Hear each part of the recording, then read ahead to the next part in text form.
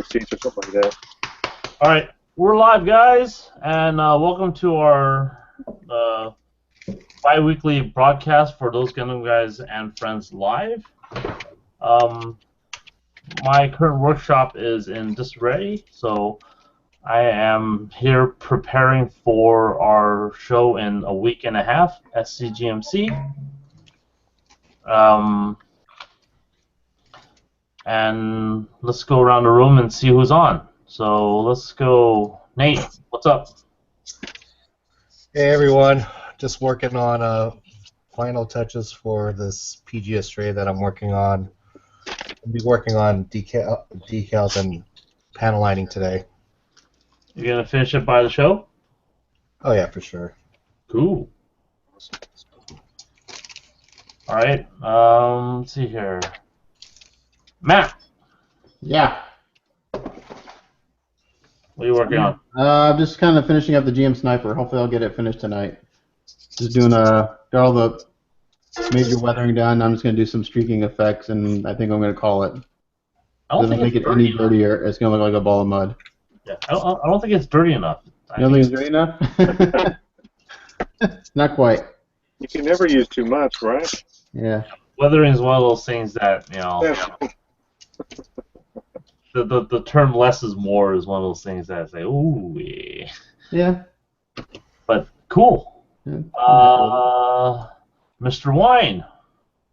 Yes. I am working on this 148 Super Strike Valkyrie, and I printed this picture out because I plan on scratch building the launch arm for it. So I printed out a picture that's the exact scale to this kit, so I can now do my measurements and start manufacturing the launch arm. So I've kind of got the backpack just kind of pieced together here, so I can figure that out. That's what I'm doing. I did some decals and stuff on the body and the wings, only because it's really no other way to do it. You have to kind of finish the part before you can go on to the next step anyway with this thing. So that's where I'm at. We're probably going to do some drawings and stuff, try to figure out, maybe start cutting some pieces out for this arm. Cool. All right. George. It's a 20-year-old Zaku kit. Who'd have thunk? Did you already build one of those? No, oddly enough, I've never actually built one of these. Never finished one anyway. Hey, Terry.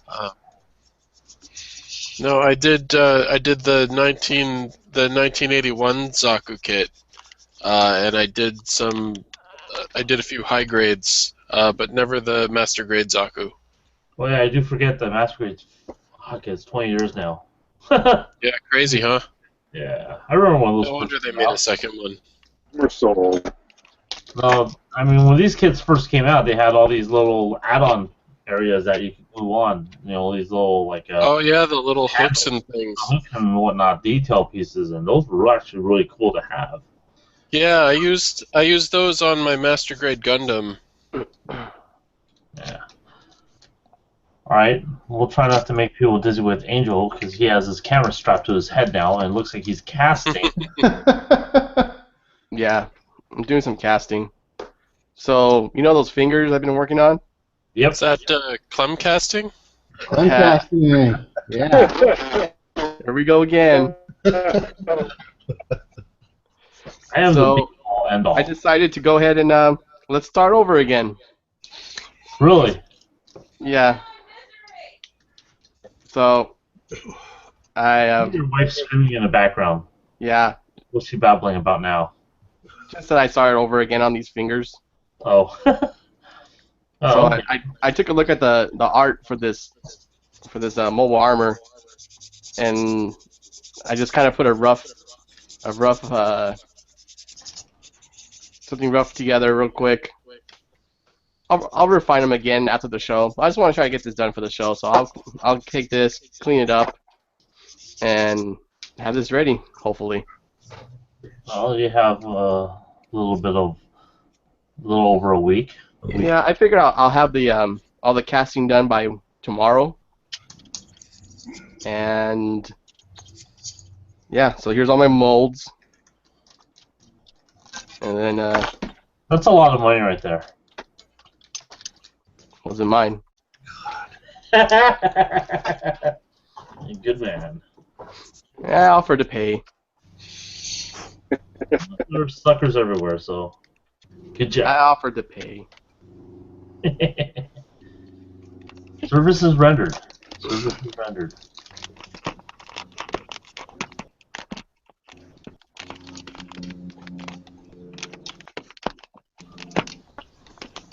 Alright, I'm going to switch back to my camera now. Let's see here. So, what I'm doing is putting together these little stands. Hopefully, camera view. And again, I'm not in my usual workstation because it's dismantled right now. These stands are for our coin trophies, like so. This is our first place trophy, which is, you know, our black trophy. And the idea behind these coins are, I'm ex-military, so these are, you know, challenge coins. Usually, you know, you go to a bar and whoever has a more rare coin drops it, and usually everyone else has to pay for their drinks and whatnot. So, you know, you have a bunch of modelers together, and you know, everyone has their, you know, gold or third place coins, and you know, Mike Mine shows up and drops his black coins. And everyone pay for my damn drink. So that's where that idea is. We all have these, you know, protective covers, plastic covers, which are kind of nice. So what I'm doing here is these stands are previous. This is a reorder of these coins. So we've actually gone through 4 years of, you know, this contest and gone through a set of coins already. So I did another order of these coins, and the stands before were these really shitty plastic stands that, you know, when you try to put the coin in there, it just kind of fell apart. Yeah, they were pretty crappy. Yeah, it sits, and you know, I was fully prepared for a session with the glue gun, the glue gun to glue these things together so that, you know, it's not as crappy. But apparently, in the last 4 years, they've done some redesigning of this, and it actually sits quite nicely on here, with or without the display or the cover. So. So what you're saying is if I take my third place coin and paint it black, you'll buy me drinks? That's yeah, sure. I don't think this is paint. It could be, but I don't know. I'm going to take a moment and say hi to the folks on chat. And if you guys have questions, post up. Are you guys lagging at all? I'm not lagging. Well, I might be. Who knows? So, Yeah, I just getting an audio lag pretty bad. as I continue to Might be my end.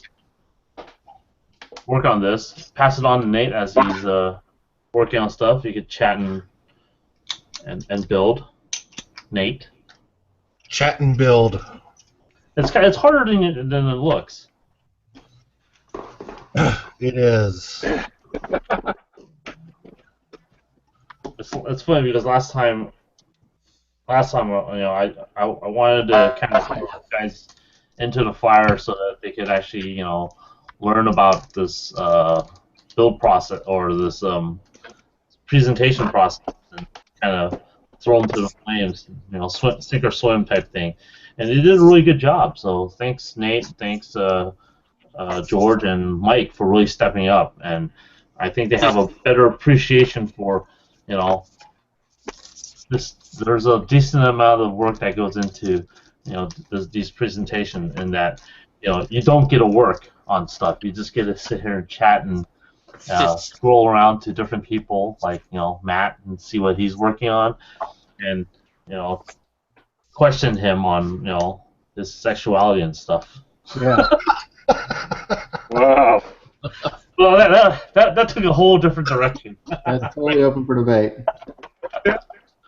Well, you know, majority of us are married, so I mean, sure, it's it's legal now. Yeah. Haha, I caught you off guard and you didn't know I was going with that. So, Matt Stowe, what technique are you doing? It looks like you're doing a wash or a filter. Yeah, I'm doing just some really minor streaking effects, and then I'm gonna call this done because. So you're doing that straight out of the bottle. Sorry if I interrupt, but you're doing that straight out of the bottle. Looks This like. is the MIG streak and grime. You're supposed to do it out of the bottle. Oh. Let it sit for a second, and then just soften it up with a soft brush. So is it? Sorry, as I keep. That's what they tell me to do in the book, so that's what I'm doing. Is it Maybe it's an elaborate prank. Is it acrylic based? I'm curious. This is an enamel base. Okay. Do you know if it's? This is going over my. Everything's been top coated with dull coat, which is lacquer based. Okay. So this won't interact with it at all. So far, Maybe it's an elaborate prank, and that's actually just brown paint. Yeah, I'm not going too crazy on this because, like I said, it's pretty dirty as it is. So I'm just hitting a few spots here and there. Very cool. But So my first attempt at these techniques, I'm pretty happy with it.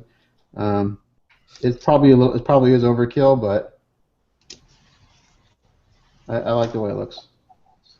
At least it doesn't on look the like my first weather. Look like Somewhere in here there my is Freedom there's Gundam a had robot. done. so Matt, we have a question on. There's a couple of questions on the chat. So we're gonna quickly go through the most recent one. Sure. Someone's asking about you're doing enamel. He's actually asking what are you doing. So if you could quickly kind of layman's out what you are doing with that, the process Well, you're doing. this is the first for me, so all these techniques are new to me.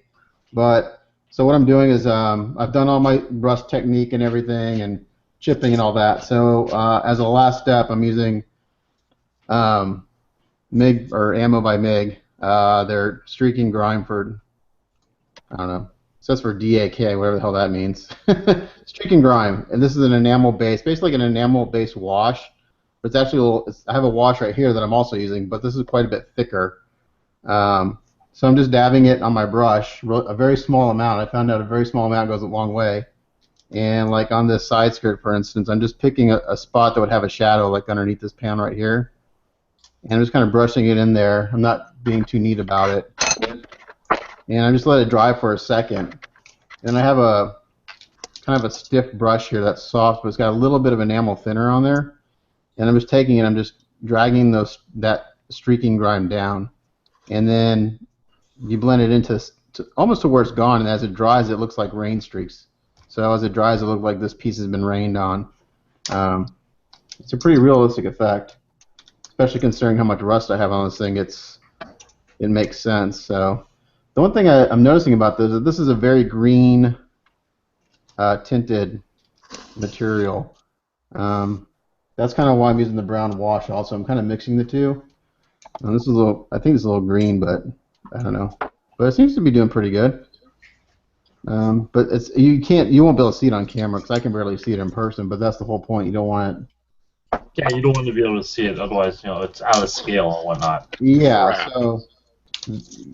So I'm gonna say a little goes a long way, but looking at my mobile suit, I didn't follow those rules. Your first time trying to do this, you tend to almost always go overboard just because of the nature of everything. Yeah, so like I did a work in progress video, and my ideal level of like this knee is like exactly the way I wanted everything to look. I don't know if it's focusing. Let's see if it'll focus. That's nice. Yeah. Yeah, this is like the look I was going for. To me, that looks the most realistic on the whole thing. So yeah, I kind of went overboard on areas, but that to me is like what the look I was going for, the amount of wear and tear. Yeah, one of those things that with weathering, I find that if I do it piece by piece, I have a tendency to over-weather one piece or under-weather one piece. So there's a little bit of a disconnect when I'm doing piece by piece. You notice that at all, or you're pretty good at that? Well, I did like so I did a lot of pre-assembly before I did any of the weathering. So I do like a whole leg, a whole arm. Okay. I think I've been pretty consistent. I would say, yeah, I think as far as, like I said, the knees are the best in my opinion, and the rest may be a little overkill.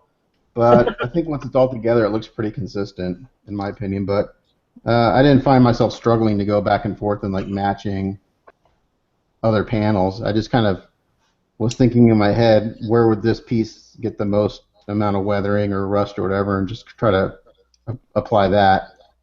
You know, I tried to think about it logically as I did. So we have another question since you're on there, or since I have you on here. I guess Chris is asking if you finished the parts count for your. I don't know, he doesn't say what kit, but are you done with your parts count? Oh, the XS. No, I haven't even. I posted a video yesterday of the initial unboxing of the 135th XS. It came in the mail, and I haven't even started to go through the pieces yet. Very cool. So that'll be. I'll do several videos on that because it's huge. I'm gonna do one quick thing. I need to submit something to Reddit. Just broadcasting to that. We're doing this broadcast on to Reddit. Excuse me. So let's move on to. Let's make Mike talk for a little bit. See what he's working on. He's still playing with his airplane. He's making zoom noises. Oh wait, that's a propeller. That one makes sense. Well,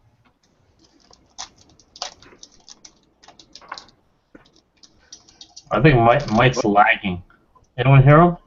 No. All right. Screw you, Mike. We're moving on. big time. Oh no, you're there. Hey, check it out! I broke a hip peg. All right. All right. We're moving on to George because he broke something on his own. Ooh. Yeah, hip peg. So It's no fun. But then it's an easy fix, correct?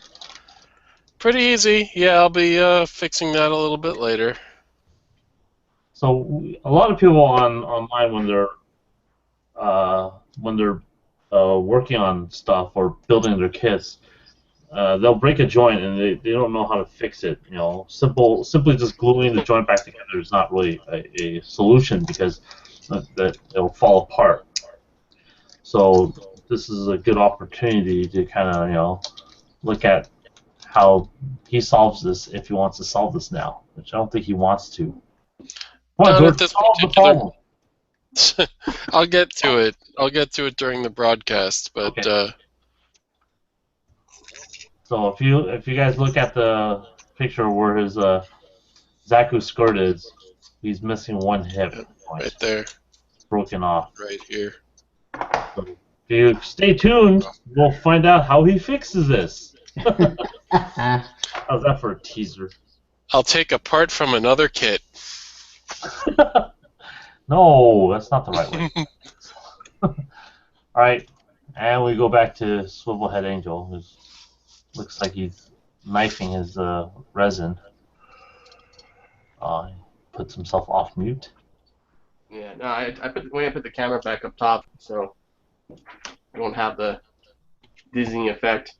So I just poured the resin into my molds, 3 of them, threw that into the pressure tank over here. I don't think you can see it. And so that's going to sit there for about 10-15 minutes. I'll pull it out of the mold in about 30. And I'll take a look at those parts. In the meantime, I'm just kind of cleaning up the ones I already have. Just hitting some trouble spots on the resin, and I'm just cleaning that up. And then I know last week I was talking about making the palm for the hand. Yeah. So I put this together. That's a very squarish looking thing. Well, it's this. Yeah. So where are you gonna stick it? Then it has this kind of rocket tube thing. So I'll just drill some holes, put it right in there, and then the fingers will go out like this. But when I was making the fingers, I discovered that I made them bigger than the other fingers I had originally planned for this. So what I'm gonna do with this, I'm gonna have to cut it and expand it.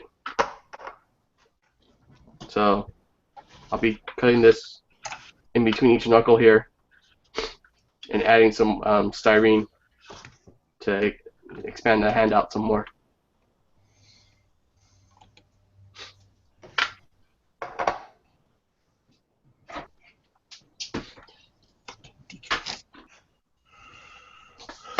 So when I get back to that, I will show you what I'm doing.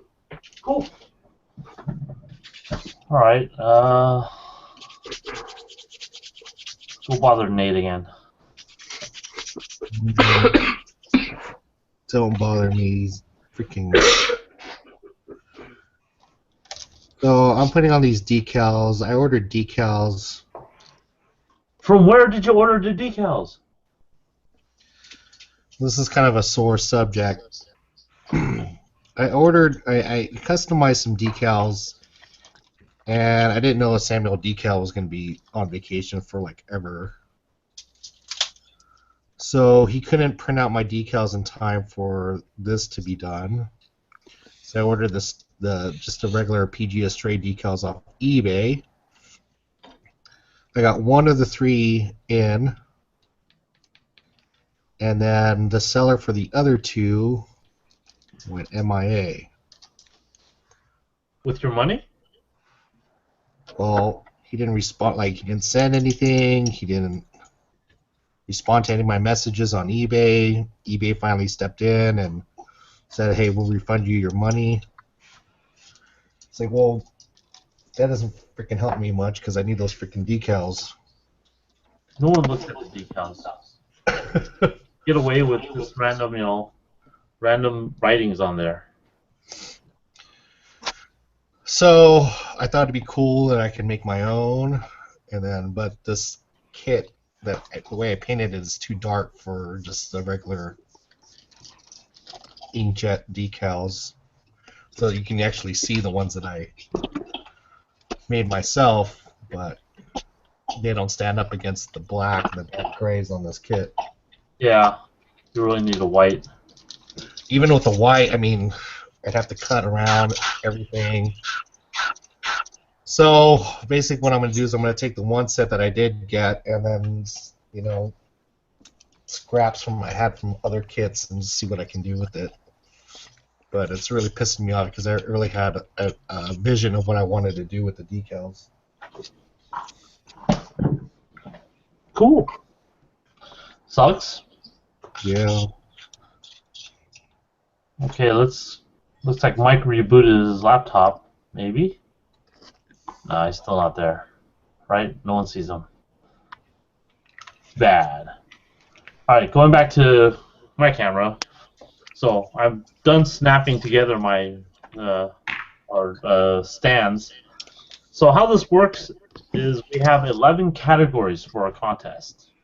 So we have a first place, second place, and third place for each category. So that's 3 right there. So usually we'll just pick up a black first place, silver for second place, and a bronze for third place. That's my 3 right there. Now, times this by 11. Now you notice that there's more than 11 stands here, or more than 11 sets of stands. What ends up happening at the contest sometimes is if there are an overwhelming number of entries, individual entries into a specific category, we'll split the category. So in the past we've had the UC category, and then there was an overwhelming number of Zeta kits. So what we ended up having to do is we'll split out 1/100 UC Zeta, and instead of that whole group only getting 3 winners, we'll split the category. So out of that whole original category, we'll end up with 6 winners. So it just gives people more of the opportunity to win with medals, and that's kind of why I did some extra medals stands, and this also hopefully encourages people to enter the different categories and enter as much as possible, so that we have like an insane amount of entries in the contest. So for you guys that want to win some of these coins, you're gonna have to show up at our show and compete.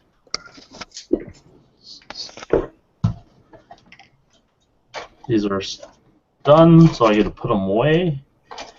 And the next time these will come out, we'll be at the show in a little over a week from now. Are we excited? There was a comment in the chat about the Samuel decals. Disappointed with the quality. I've ordered a few sets from Samuel, and the ones that I ordered that were stock, or like the ones that he posts on his Facebook page, those ones tend to be a little flimsy. But the ones that he makes, like artwork and he prints out for you, those tended to be all right. I'm not sure what everybody else's experience is with Samuel decal. I've had some decent experience with. I haven't ordered from Samuel in a long time. I tend to order a bulk of decals, and then work with what I have, because I don't really care what they say. It's really too small, and we don't in our Gundam world we don't really have too many rivet counters. We don't have too many rivets, for that matter. Shut up, George. Samuel's kind of like he's hit or miss. I've had some really good decals, and I've had some of the ones that are so thin they just fall apart as soon as they hit the water. But I've had more positive experiences than I have negative experiences. Yeah, same with me. I definitely have more positive experiences. The nice thing about his decals is that they are so thin. Is that, man, they just blend right in once you top coat it. Yeah. That's the nice thing, but they are very fragile.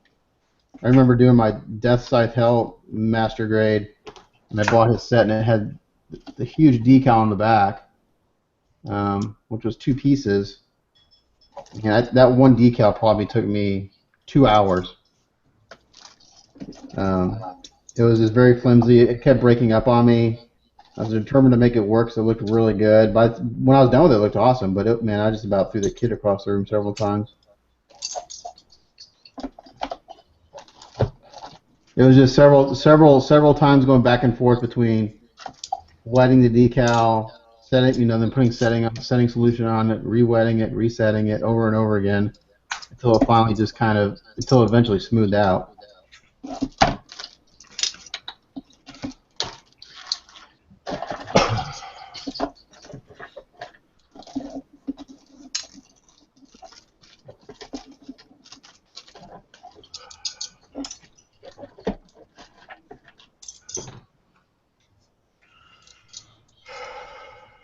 Let's see, Michael seems to be back, so we'll go back to him.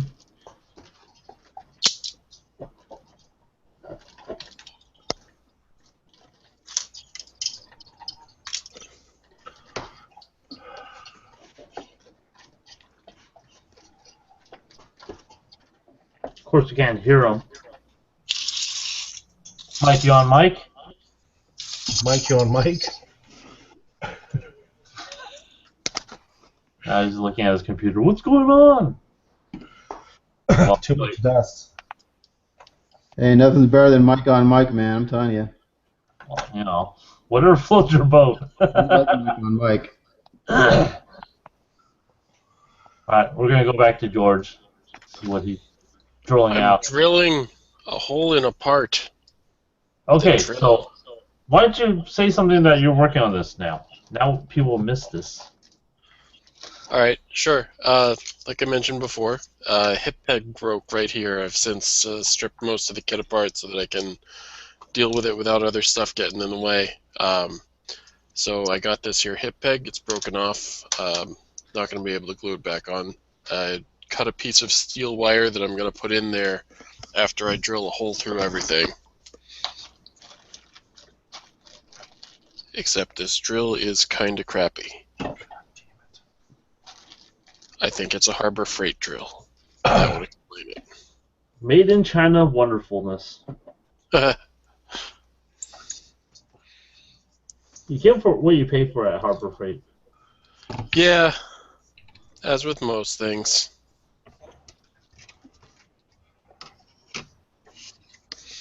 Crap! I lost count of how many possible splits I have.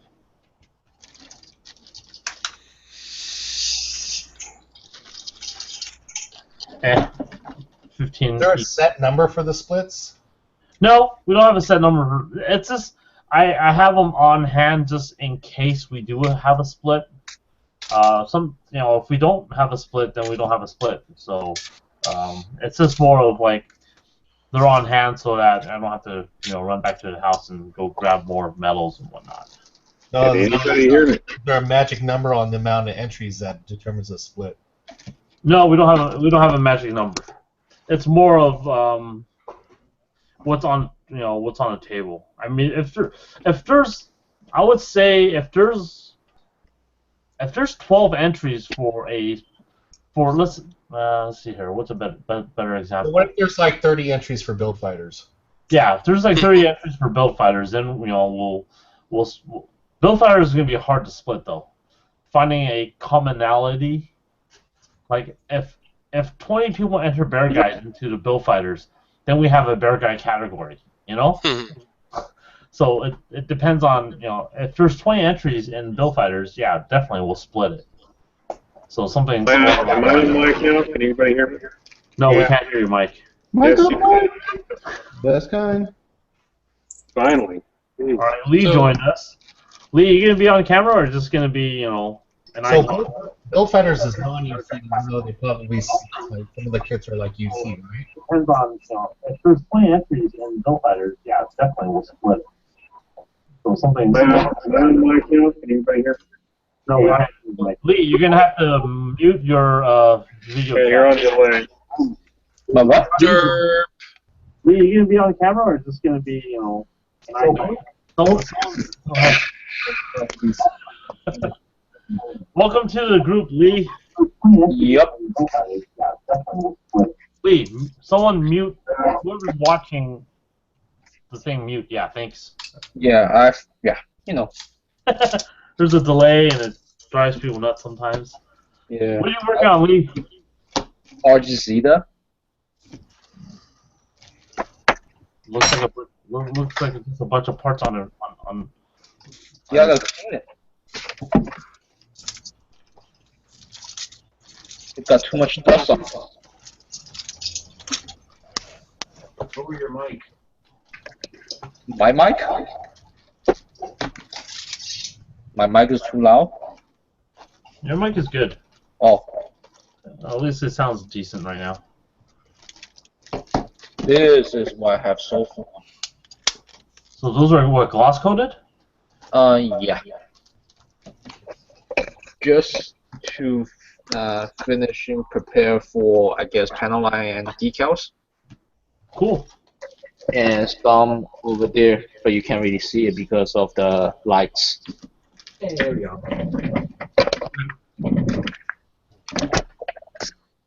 Well, welcome to this, and we'll come back to you after we'll go mess with Chris for a little bit. Chris got to start sending my resin kit. There we go. Chris is on chat right or on the video chat. What are you working on, Chris? The Goof Custom Sean for Lee. 1 second. I just turned it on. I'm sorry. Can you hear me? Yeah. Okay. This kit again. Just prepping the resin for Lee at this point. So I'm gonna there's a this part comes out. There's an actual there's a huge gap here. I'm gonna fill it in so that it doesn't. There's a gap in the front. I don't want it to be there. So just little things right now. But what if I want to be What?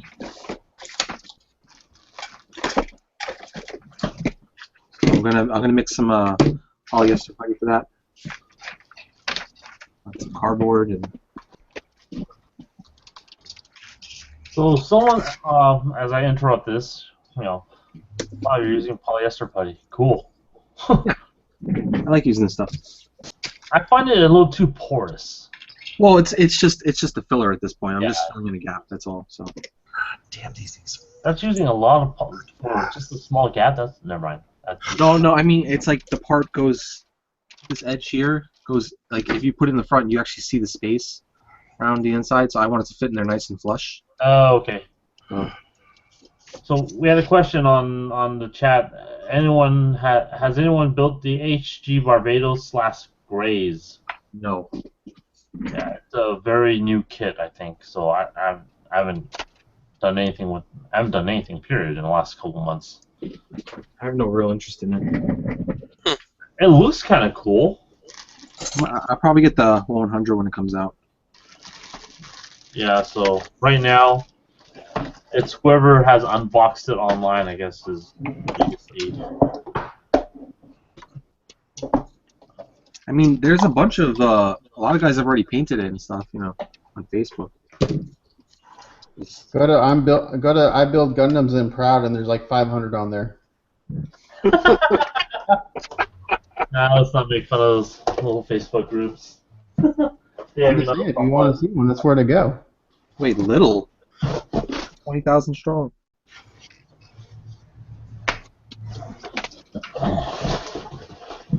I mean, quantity over quality, but still, you know.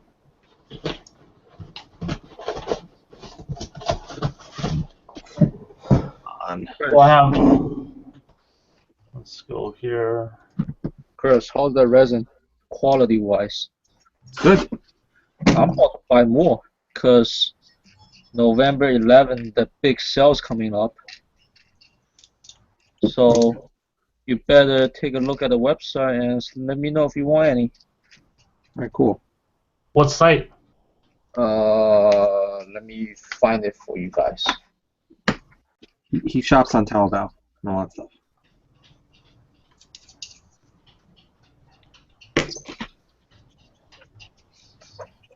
You know what I hate about the polyester putty is the activator stuff is just it's a pain to get out of the tube.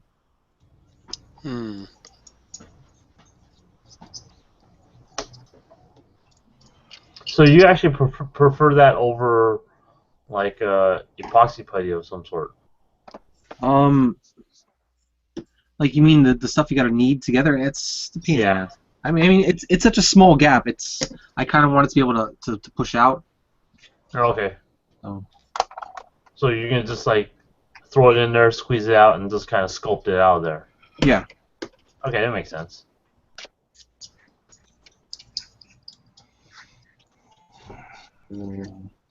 So you're preparing. Okay, I'm wondering what you're doing with the tape. God damn it. Oh, just so it doesn't stick to the actual other resin. Piece of shit. Language. Oh, I want to see. Is that Nate screaming bloody murder? Yeah.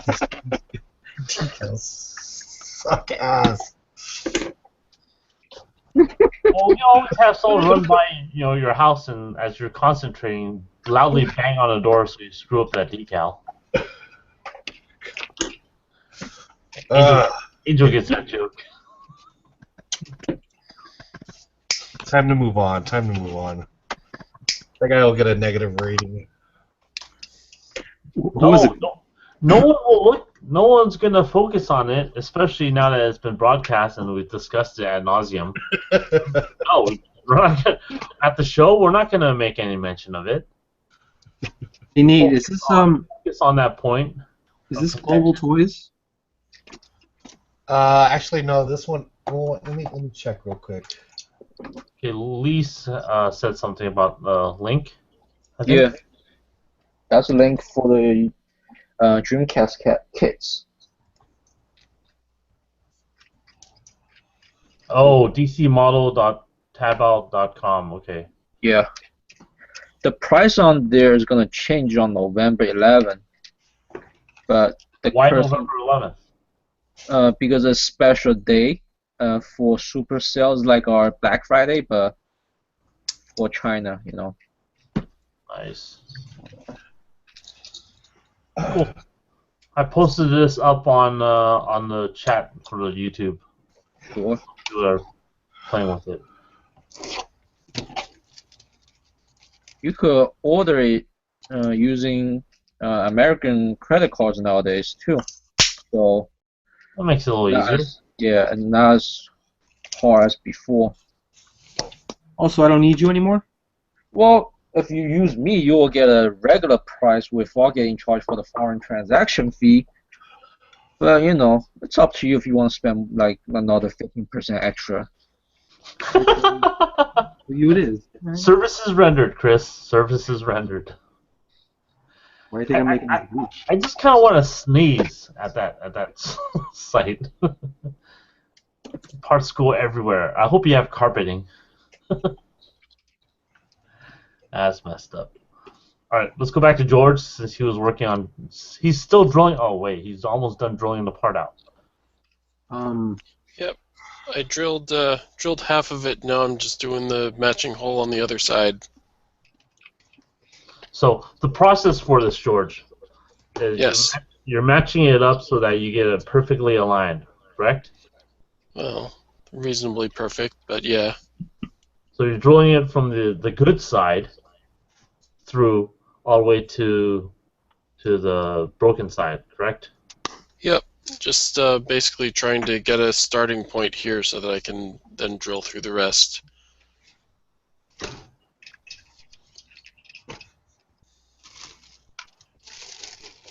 Yeah, I find these are some of the more interesting things that people the casual builder would be more interested in knowing how to resolve, because this doesn't really involve paint or anything. It doesn't involve calling Bandai and say I need a new part because it broke, and it's one of those things that you can fix without worrying too much cosmetic issues. And after you fix this, oh my dog farted. That's fantastic. Thanks, asshole. Oh, it stinks in here. All right, sorry, I'm distracted. Asshole. His ass is jackass. Anyways, as I was distracted, I find that fixing these problems is one of those things that's very, very useful to the casual builder out there.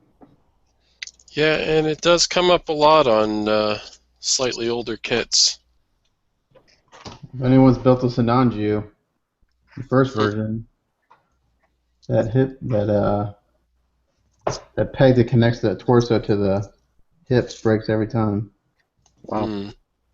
Yeah, I heard about that one. They kind of fixed it on the preceding releases, but the best thing to do is just cut it off, drill it out, and put a tube in it right away, because it's going to break. My douchebag of a dog's laying right here, and his ass is pointed right at me, so...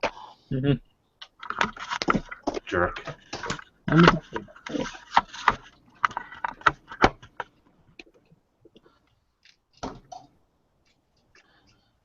Sorry for that. Now we go back to George. Still drilling a hole. Well, I mean, it's also good to show people that this doesn't happen in an instant. So it does take some time. So, granted, when I'm putting together tutorials, I find that I tend to gloss over some of the more mundane tasks, but it's kind of those mundane tasks that people really need to focus or see, because everyone that builds tutorials glosses over that because it's absolutely boring, which is what you're doing. You're absolutely boring. Sorry. I was gonna say, that's really what we at those Gundam Guys and Friends bring to the table. When you think about it, we bring you the absolutely boring aspects of this hobby that not everyone gets to experience firsthand. Later, I'm going to be applying some paint, and then we can watch that paint dry. Well, I mean, it's one of those things that when we're building, it's the most boring parts. That's why when we do these, build gatherings or we're building together online, most of the stuff we're doing is, just the kind of boring stuff that we can do mindlessly, sort of, and also, just shoot the shit with each other and chat. Mm-hmm. So I mean, a lot of times at the people ask what happens at these model build gatherings that we have. A lot of sanding. You sit there and sand, snap together kits, and it's a mindless task that if you're doing it by yourself, it's some people might find it exciting, but it's absolutely boring. So if you're doing it with a group of people, then again, if you don't like people, then maybe that the group building isn't for you. But I found that most of the build gatherings we've had some decent amount of success with people just sitting there trying to insult each other. It's great. I can kind of relate to like the mundane things that you're talking about, Clem, like when you're doing the tutorials, because when I first started, not very long ago, curiously, like the whole panel line wash thing, it's like every single tutorial that I saw, everybody did on bare plastic. I'm like, what the fuck, man? What about, oops, sorry, language. What about if you painted a kit, And it was like forever that I think I stumbled across your site, where it's like, well, everybody put a gloss coat on it, and then you can get the wash down the panel lines a lot smoother. And just those small details that make the difference. Yeah. I think a lot of times when we're watching the tutorials, I mean, even for my tutorials, I'm not gonna spend an hour or 2 hours of just sanding apart. It's gonna be sped up. But then, granted, sure it's sped up, but then you can see that there is that process that's taken to do that stuff. So I think that's as opposed to a tutorial that kind of shows you, or even a picture. How I used to do tutorials is, I have a wall of text and a picture of the before and a picture of the after, and you don't see all the steps that happen in between. So it's kind of lost there. I'm also a proponent of experimenting on your own, especially at work when people can't figure shit out. I'm like, come on, man, at least spend some time trying to figure it out. You can't figure out your own code. Deal with it. Like, do something. Just don't ask for help right away. And on the whole, those are the people we never hear from because they're experimenting, they're learning. It's in general, if you take the model builders as a whole, there's only very few that are asking questions. Granted, they're asking questions, so it's viewed and it's probably the loudest, but that's actually the smallest group that's asking the question. Majority of the people are out there experimenting and whatnot. Yeah. One of the other things I really liked when I visited Hong Kong, there's a couple of shops that actually have classes on Gundam building. It's like after school, they'll go over to this shop, and the shopkeeper has this set list of things that they teach, and you get like a hands-on. It's actually a classroom setting, so you get hands-on experience with someone guiding you. So there's still a little bit of okay, you're learning this by trial and error, but there's also there's a teacher there to kind of explain point A to point B, point to point C, which is kind of cool, which is kind of what I envision our build gatherings to be, but they just degenerate into drunken insults. So instead of running in the tanks, they're building Gundam. You say degenerated like this change was a bad thing. No. I did not mean that in that tone whatsoever. So Matt, are you going to be able to make it out in a week and a half? No. That sucks. Sorry. I'll be I'm actually going. I am going out of town, but I'm going on a photo trip, which I haven't done in years, with a buddy of mine. So Cool. we're just gonna hit the road and take photos. I haven't done photography for fun in a long time since it's my job. Is it like outdoor photography, or you're going to a Yeah, studio? so I mean, this is completely off topic, but we're gonna fly into El Paso and basically just hit the road towards New Mexico, Okay. and just kind of shoot around there for about 4 or 5 days, and then fly back from Albuquerque. Cool. Yeah, so I'm looking forward to that. Because you mentioned that there's a possibility of trying to make a show. It'd be kind of cool to actually see you in person. Punch you in the face. You know what? I have talked to my wife about it. I'm gonna make a real effort to make it next year. Because we have to get a group together just to razz Tim as much as possible. Yeah, it's tough, because it's right around the holidays, so it's Yeah, it's rough. it's tough to get out there and justify the expense in general, just because I got kids and they expect presents, which is kind of weird. Well, then you say, "Hey kids, we're going to Disneyland." That they would like. Buy them raffle tickets. But then Buy that more raffle goes tickets so I against can win me something. expense thing. Last year, I don't remember if I mentioned this on the chat, or if it was just in some other context. But last year, I actually planned to use the Disneyland excuse to get to SCGMC, and I priced it out, and it was actually cheaper to go to SCGMC and then take a separate trip to Disney World. Really? Yeah. I mean, at least the way we were planning it. Huh. I've heard the same thing about hotel rates. Yeah, just I think it was the airfare, like 3 people traveling across the country versus me traveling across the country and 3 of us traveling to Florida. Yeah, it's crazy. And I finished pinning the thing. I'm just gonna slap some epoxy in there to make it stay put. Tell you what, I'll make it out to, what is it, SGMC? I'll make it out to SGMC when I finish the 135XS. And you're gonna bring it? Yeah, I'll bring it. I'll drive. Damn. I'll come out this year if you guys cover my expenses.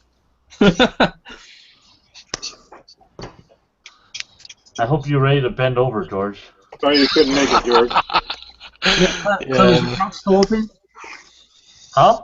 Is your couch still open? I don't know if he has a couch right now. Oh. Let's say, because I could hop on a plane for a day. I'm sure Tim will let you stay at his place. I don't know. I was kind of getting on him at Comic-Con, so maybe not. You're what? I was kind of razzing him at Comic-Con for not bringing his kit. So. Nice. Oh, he deserves every bit of that. Well, his wife didn't think so, so. Oh. Nice. I feel bad. I wouldn't. But, I mean, I know you gave me the excuse that you have class and whatnot, so you're not making it out here, right, Chris? I'm absolutely gonna. I'm definitely trying to go next year because I'm done. I'm done this year, so. You've been saying that for the last, 4 years. Oh, but I don't have class. I'm saying I can actually go. You have a job. Yeah, not for nothing, but going out to California just to go to a model thing isn't, super awesome. I need to make a full week out of it at least, You're going out to California to hang out with some online friends. Yeah, that's that's not how a lot of we've met in person before we knew each other online, right? I don't know.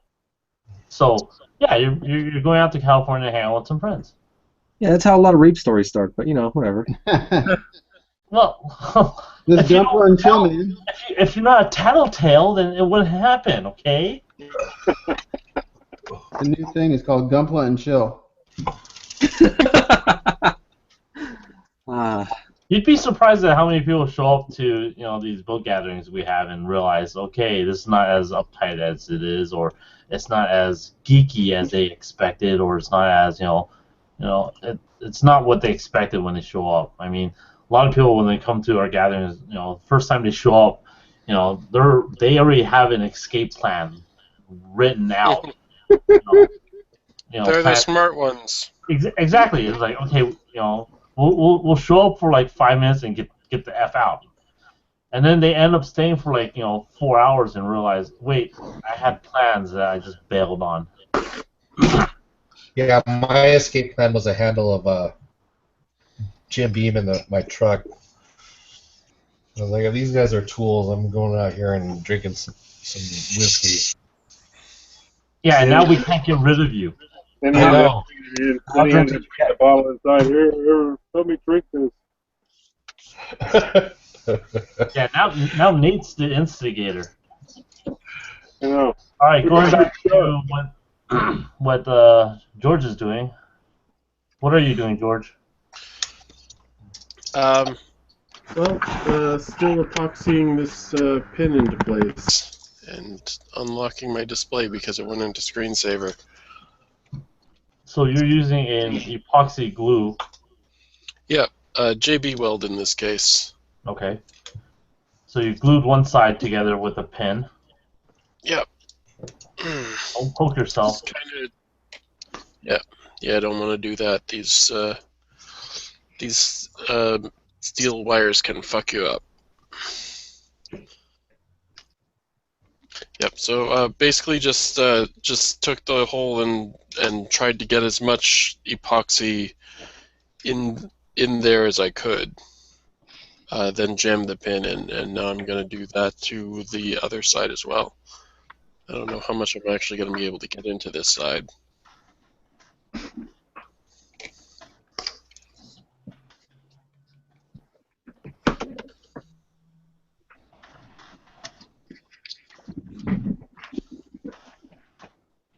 Oh shit. Oops.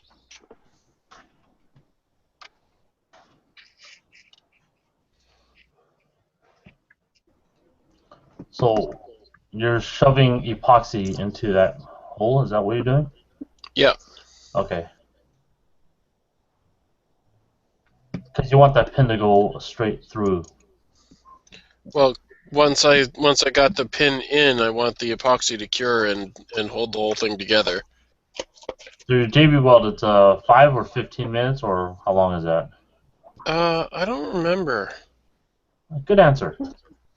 Let me see. Depends, man. JB Weld. Takes a long time sometimes. Let's see, set up in 4 to 6 hours.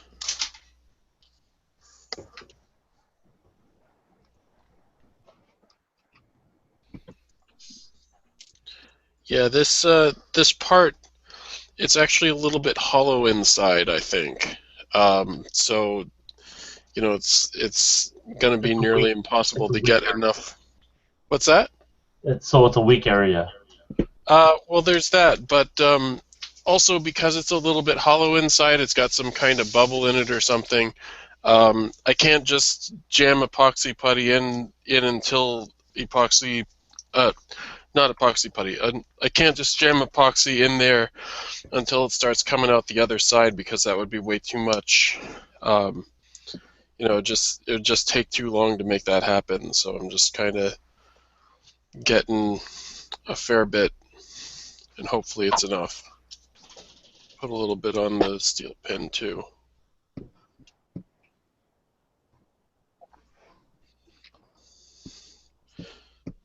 And it doesn't have to be perfect, as long as there's something to give it a little bit of grip.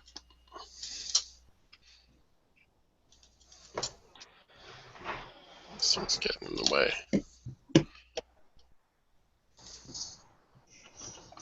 Use a hammer. Smash that thing. Oh, sorry.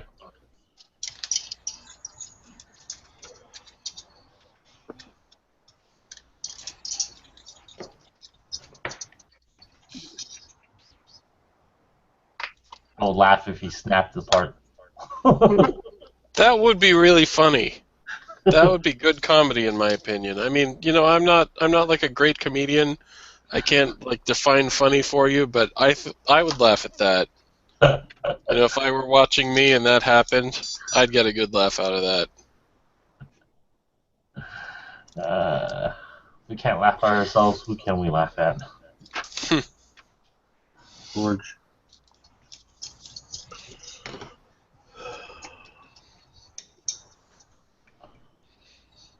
It's very cool, and you just leave it sit for however long it takes to cure, and you're done. Yeah, pretty much.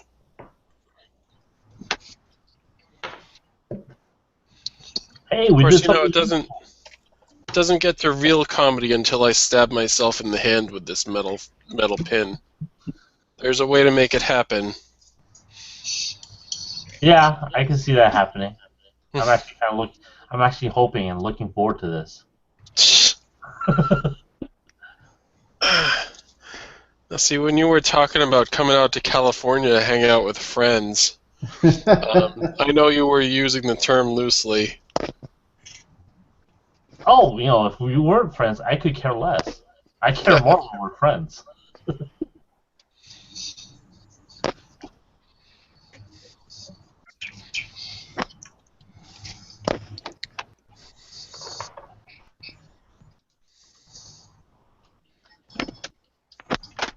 He looks like he's sanding stuff. Yeah, I just broke apart. You broke apart too? Yep. Yeah. Whose turn is it next? That looks like a chess piece that you broke, right? Welcome to those part breakers and friends. This is Lower. That's a chess piece. Can't see it in the screen. Oh, There the we chess go. piece. Yeah. Those RG kits are very delicate. Yeah. As he flexes it and breaks it again. I got things falling from the shelf and smashed right into the, the parts I lay on the table. And this part just happened to break. Oh, you have earthquakes over in New York? No, I try to reach up to get something and it dropped. Shouldn't do that. And I dropped my clipper. Lucky it didn't break. That would suck. Oh yeah, I ordered the nippers from Gundam Planet. See when I should see when they come. Check my tracking. Were they the God Hand ones or what? No, they actually made their own, and they're supposed to be equivalent or better than God Hands. So. Really? I'm having a God Hand right now. Okay. Ooh. Ooh. Yeah, it's not a big deal. I'm holding out for the shining finger nippers. I have my Harbor Freight nippers, which is why I cut my hands all the time. Cheap Chinese-made stuff. I'm probably getting lead poisoning from it. Go back to Angel's fingers. Hello, Angel.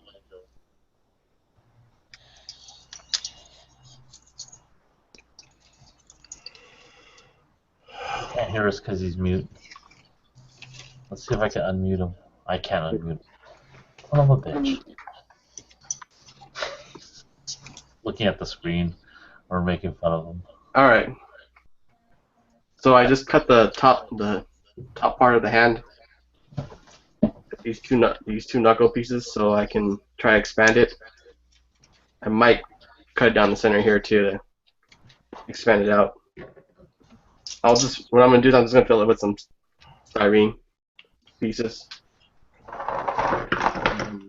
Glue that, sand it down, get it smooth. If I need to, I'll put some light curing putty or just some epoxy putty. And to answer the question earlier, he is wearing a Wing T-shirt. That's a build shirt from our first year. Well, right? It's our first T-shirt. It wasn't from our first year. Oh, second year I think we did. Third year, I don't know. But we did a Wing. We had a theme for Wing Gundam that year because of all the Master Grade Wing kits that came out, and we had a very limited run of those shirts. We might have to bring those back. People seem to like those. We can do that.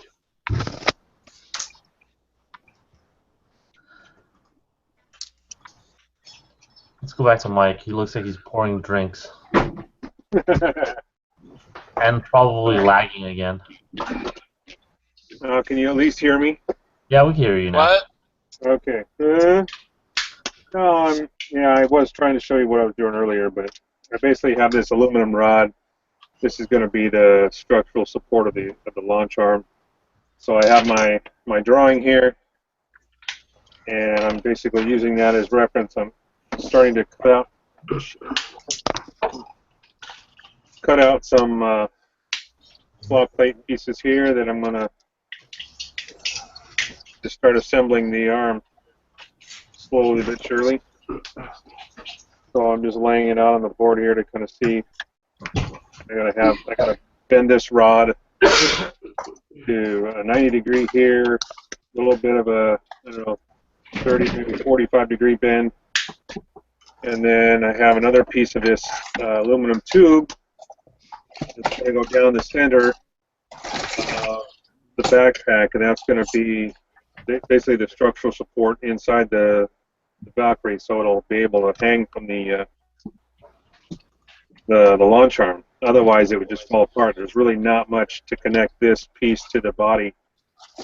There's really nothing there, so I've got to add some structural support to the kit internally. Plus, I'm running wires and everything else through, so it's a slow process. A lot of planning and sitting there thinking about how I'm going to do it, and then taking baby steps. So that's what I'm doing right now.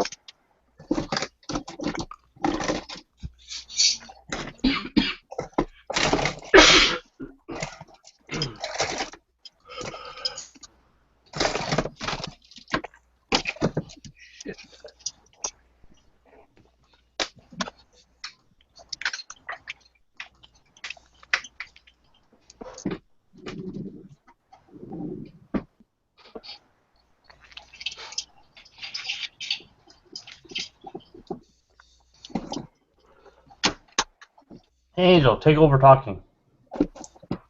Alright. You still hear me? Am I on? You're on. Okay. Alright.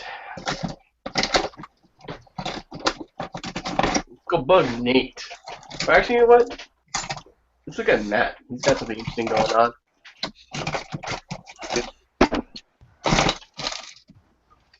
I can moderate too, Angel. Shut up, Mike. All right. So you're drinking? I'm not drinking. Just sick. Oh, fantastic. Even better. So it looks like you're doing some more work on the leg? No, actually, I think I'm done. I think I'm done beating this guy up. Ah, that's good. I did some just some pigments on the feet and on the knees a little bit, just so it looks like maybe I've been, knelt down in the dirt or the sand. I got one spot where I rubbed it a little too hard and I went down to the paint layer, so I've got some dull coat mixed up here in a cup. So I'm gonna go and it's right here on the, you can see it. Hold on, I got something on my screen. What are we looking at? So on the back here, I don't know if it shows up. There's a bright spot right here. Okay, I See see that spot? Yeah. Right there. Yeah. I rubbed too hard when I was taking off the streaking effect. Even though this is lacquer paint, you use enamel thinner, and if enamel thinner will eventually go through your lacquer top coat if you're too aggressive. Right. So I'm just going to brush some of this dull coat back on there to get that dullness down. Instead of spraying it. And once that dries, I'll be able to go back and do some more. Go back to my streaking effect and fix that spot. Cool. Well, then I'll let you do that. We'll get back to you later. All right. Actually, if you see here what I'm doing, this dull coat's actually picking up kind of like the streaking effect that I already put down. Yeah. It's actually kind of doing what I wanted to do already, so I'm going to just do this. A little happy accident. That may actually, once that dries down, that may get exactly what I want. So we'll let that dry and see what it looks like. All right. We'll come back then. Let's take a look at Chris. You there? I'm in my area right now. I'm trying to find the tool I bought. And I can't All find right. All right. I'll come back to you. All right. Where did I put that? George, so what's the status on those hips? Well, it's epoxied together. I was kind of trying to tweak the elevation of the one that I just repaired, because the hole wasn't drilled perfectly straight through. When the rod went through it kind of made this bend up a little bit. So I took a little time to bend it back down, and hopefully it's in a better position. After that should be about it for that. So probably next I'm gonna work on the ankle mechanism. This old Zaku kit is it's kind of infamous for being damn near immobile. You know, I mean, by today's standards, it's like a high-grade kit, except high-grade kits are more flexible. Yeah. But I on the right ankle, I added this mechanism to lift the ankle out to get more range when I need it. Is that something you made yourself, or was that from another kit? Yeah, it's using parts from this kit, just the polycap and. Looks like a shoulder piece, like a high grade or something. Yeah, something like that. But this is the original ankle polycap mounted in a new bracket, and then plugged into a polycap that I installed in the foot near the toe. So that provides a little bit of lift right there. Cool. And that's enough to give it some clearance to move around a little better. So now I need to do it to the other foot because I haven't messed with this one at all. Good. So on that hip, you just epoxy glued that to the rod that went through? Yeah, just kind of got some epoxy on the rod and in through the hole and jammed it back together, and hopefully it'll get a good bond. I'm sure it'll be good enough. All right. So Lee, you still working on getting stuff together, or what are you doing? Trying to get this part together while separating them. And that's the real grade, right? Yep. Yeah. I hate these parts, you know. Yeah, because they're molded into each other, pretty much. Yeah. All right. Good luck with that. Mike, do you have a good connection now? I thought I did before. Can you hear me at all? Yeah, you're all right. You know, I was talking, and then you're like, "Ah, shut up." So I shut up. So what are you doing? You're Well, coloring I pictures? have a printout. Okay, this is a picture that I blew up to the scale of this kit, so I can try to recreate this launch arm. So what I was doing is just cutting out some templates right now, some plot plate stuff that I can lay on there and start building up this three-dimensional object, basically. So I've got a lot of pictures of all the different angles above, below, you know. So, but this is going to give me the actual sizes of a lot of the parts. That's what I'm doing. I'm just cutting out some of the big structural pieces of it, so then I can start, you know, slowly building it. You know what I mean? It's kind of hard because I don't have a. I tried to buy one because I just couldn't. I didn't want to build it myself, but it's just too hard to find one. There's some made out of resin, but they're just real expensive, and I couldn't find a seller for it. So I figured, well, I'll just build one. So that's why I bought this aluminum rod. And I got the tubing, and that's going to be the weight-bearing portion of it, and then I'm just going to build the plastic around it. All right. And that's going to be done by next week, right? Huh? That'll be done by next week, right? Yeah. No, I don't think so. I don't think I want to make it. Oh, come on. Let's try. Not with 30 or 15 LEDs and all that other stuff I got going on. That should be nothing for you. Come on, let's do it. Come on. I'm trying, but it's still got a long way to go. Just finished that excess and stuff like that, so I'm waiting on that commission project to come in, so this is just something to tide me over till that shows up. Hopefully it'll be here in the next couple of weeks or so. Let's see if Nate's killed anyone yet. I have not killed anyone. Have you thrown the model out the window yet? Man, I'm so over this thing already. Yeah, I don't know how you guys do it.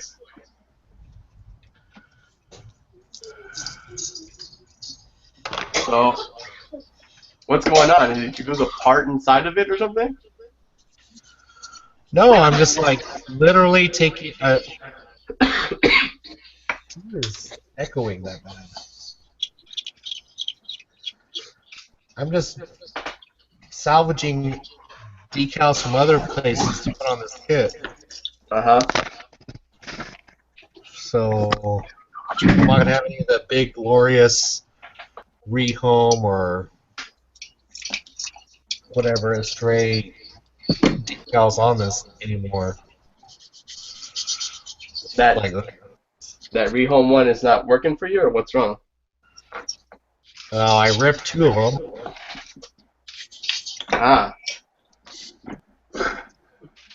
Hey, you know what? I think there's some water slide decals for a Perfect Astray in one of the Hobby Japan magazines I have. You can be home this weekend? Yeah. Let me see if I can find it. I think I have a copy of that too, somewhere in my detail collection. Let's see. I have my big old bag of decals here.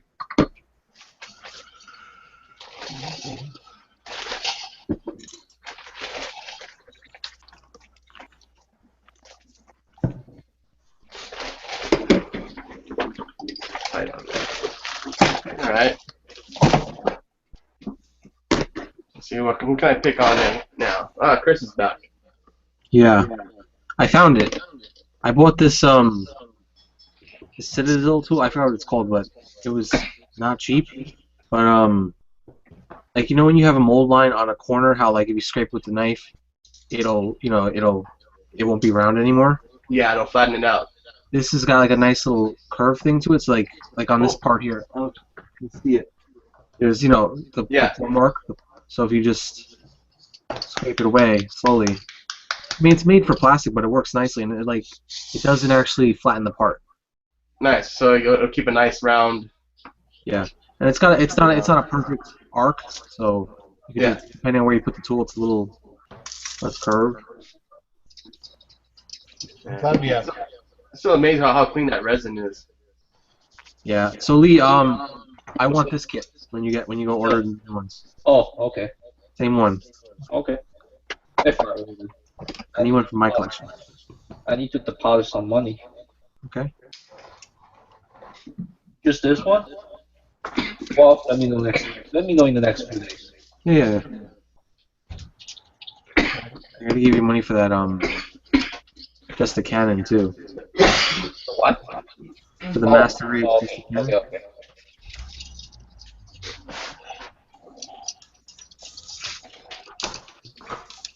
You know I won't remember. I know. It's great. Alright, so back to myself here.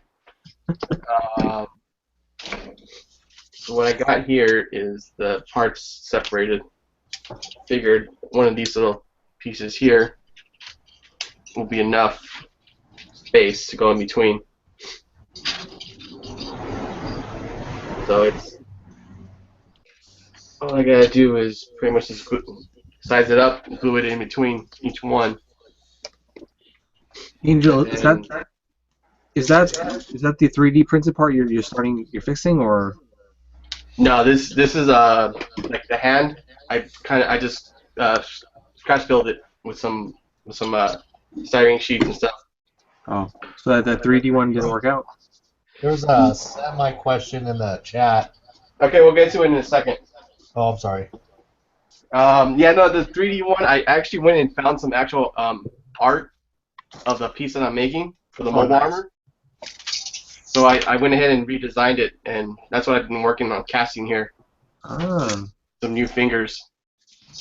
So it's got a finger, like a digit, and then like a circle, round joint, another digit, round joint, and then yeah. So so when I made these, I mean it ended up bigger than those 3D printed ones. So that's why I'm separating these out, to make it wider. All right, let's see. Oh, they're saying that the Hobby Japan Perfect Grade stray decals are just stickers. No, before that they said how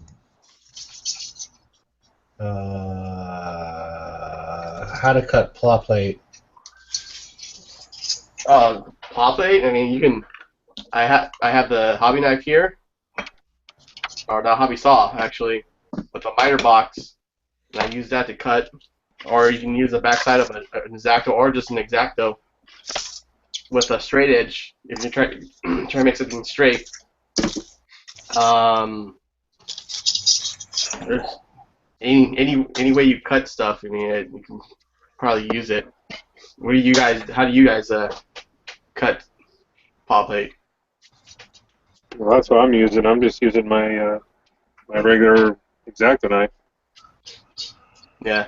I mean, this stuff's pretty thin. I guess if you got some thicker stuff, this is more like, well, let me see, this is the 0.20, so 0.5 millimeters thick. It's pretty thin.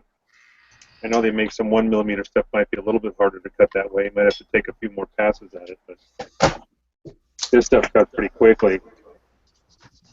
So, I mean, I just go and I score.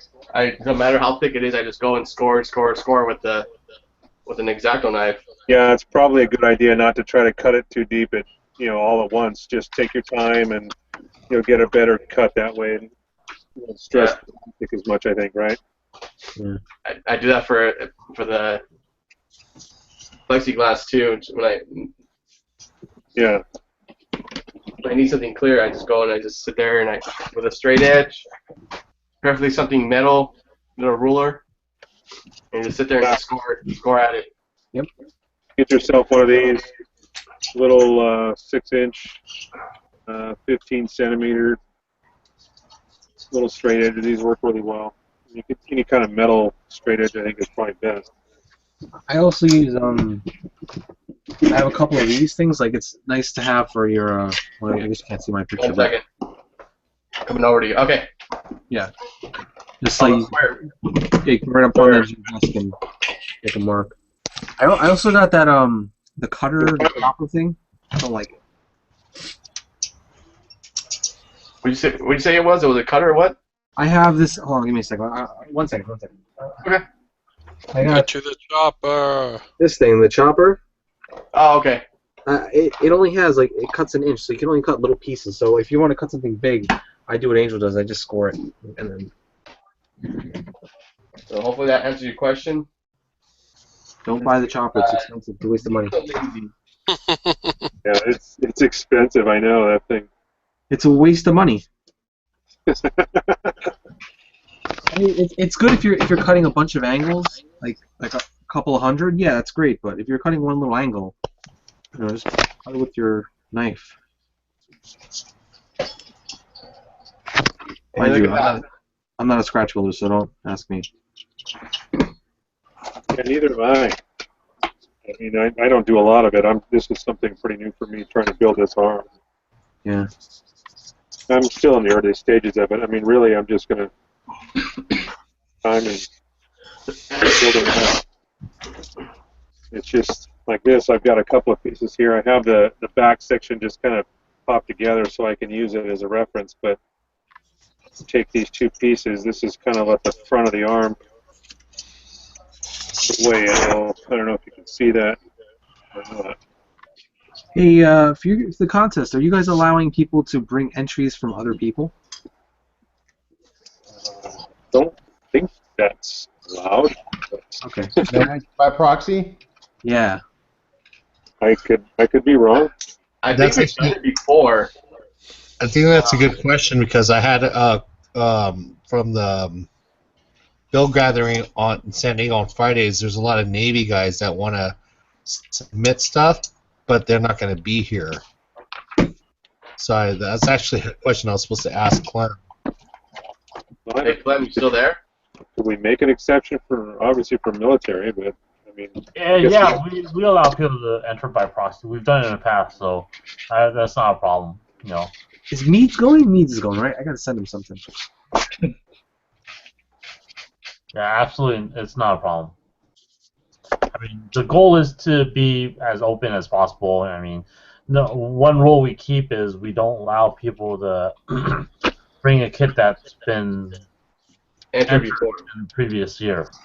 But you know, we're pretty lax with the rules. I mean, we try to make the rules simplistic so that there's room for interpretation, and it just feeds creativity that way.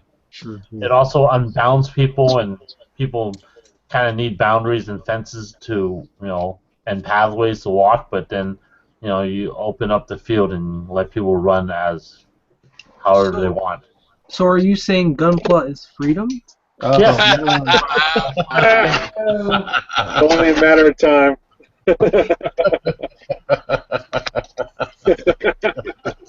You walked right into it. Knew that.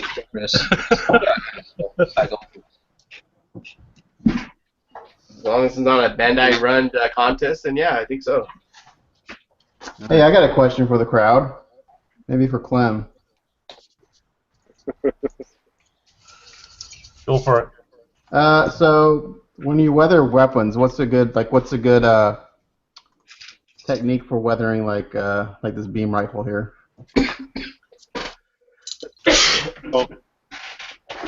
So, I don't know. My ideal on weapons is usually weapons are readily swapped out.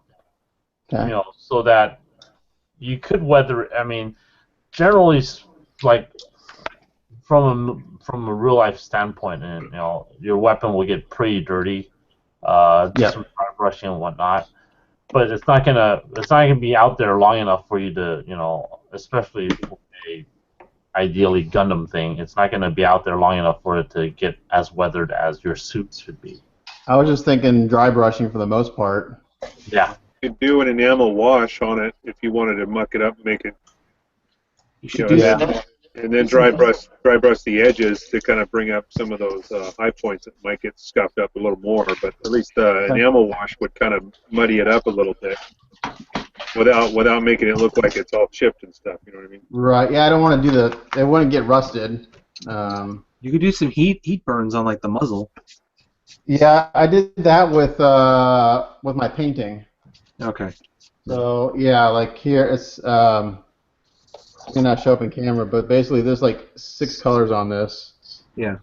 I started out with steel, and there's like purples, reds, and it's just kind of like the same thing I do every time. It doesn't show up in camera. It's very subtle. It barely shows up in person, but it basically goes from a dark purple to a magenta back to like the metal color. All right. Enamel wash and dry brush it is.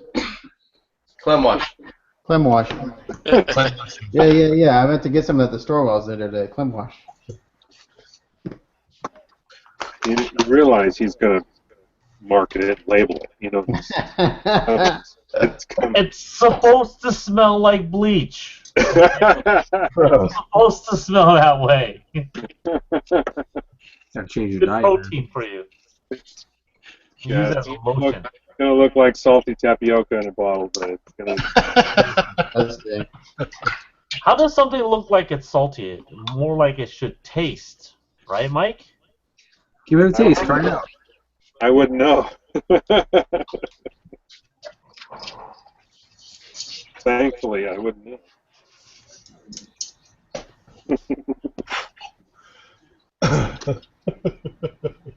Boy, they got quiet real quick, didn't it?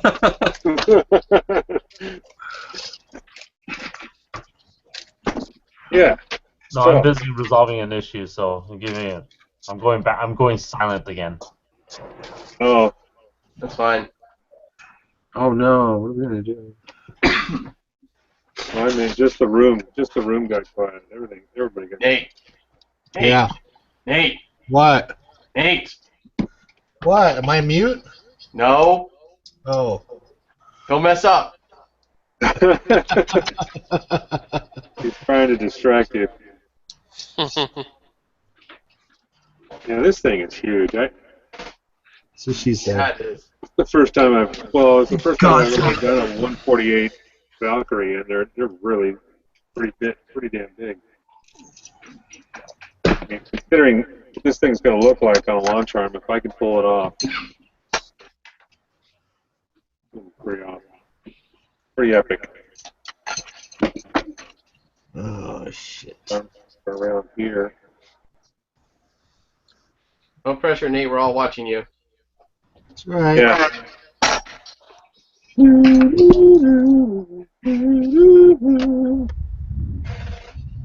there rain up there? Where was that? Now would be a perfect time for that crazy audio distortion to kick in. It's crooked, Nate. It's in the middle of some delicate work. It's crooked. You're crooked. It's crooked. Point deduction. So why don't one of you guys explain the rules on like how you guys judge? For anybody who's listening. So you are judging.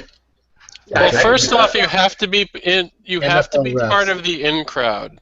If you're not part of the in crowd, you get a 60-point deduction. And you're pretty much guaranteed to lose. Being a member of IPMS is an automatic disqualification. Wait. If you're part of the in crowd, how did George ever win any awards? Oh. I know, right? The hammer has. Mystery. I think it must have been a clerical error. Of course it was. So like No. What happened was I invited myself to the celebratory dinner, and so technically I qualified. is there like a I traveled farther so I get like an extra points added thing? No. Yes, there is. Oh, there is. Okay. Never mind. Yeah. No. But Glenn, do we still have the judging form somewhere? yeah, it was just posted not too long ago, actually, the judging criteria. Yeah, I posted the judging criteria up online. We should talk about it.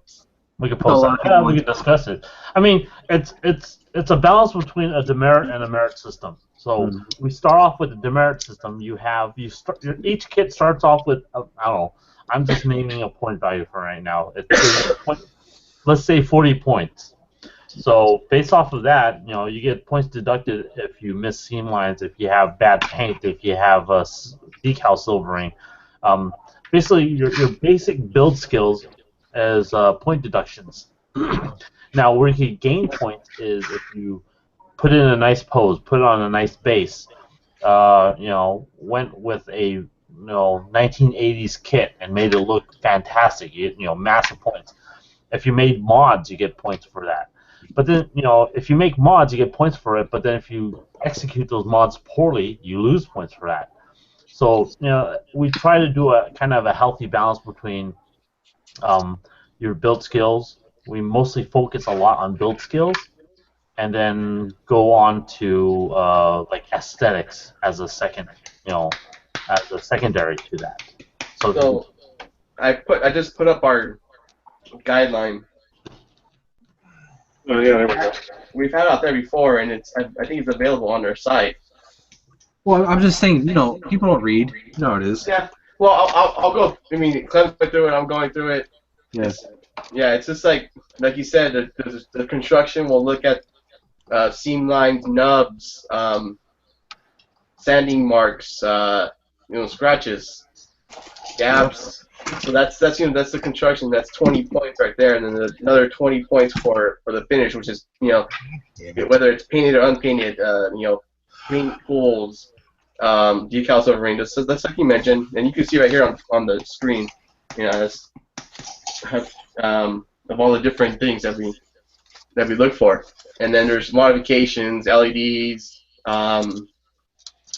customization of any sort, kind of something that makes it more mobile, gives it more articulation. There's additional points for that. And of course, the presentation. We always look for at least some kind of a pose. We don't want it standing there, straight arms, straight legs. So that if you do it like that, you're gonna lose a possible point there already. Good. We want you to put it in like some kind of a fighting pose or a shooting pose or something. And then a base wouldn't hurt. A nice little scene or something. So if anyone's watching this that's coming to the show, you can come up to us and ask us, like, hey, how did this do? And we can go through it with you, or before or after the judging, as long as there's not too many people, and we'll take the time to talk to you and let you know what we're looking at. This is the Clem judging criteria, right? Is the mic judging, like, hand him $20 and? Yeah. This is the Clem judging one. Like. Hey, I don't see any points on there for coming from out of state. That's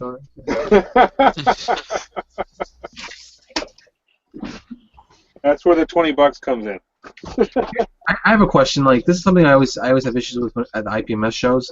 Like, say someone comes and they want to enter a kit that they don't know what category it would belong to. Would you guys help them choose, or? Absolutely. Yeah. Okay. Yeah, no, that there's someone at the registration desk that let them know, which category.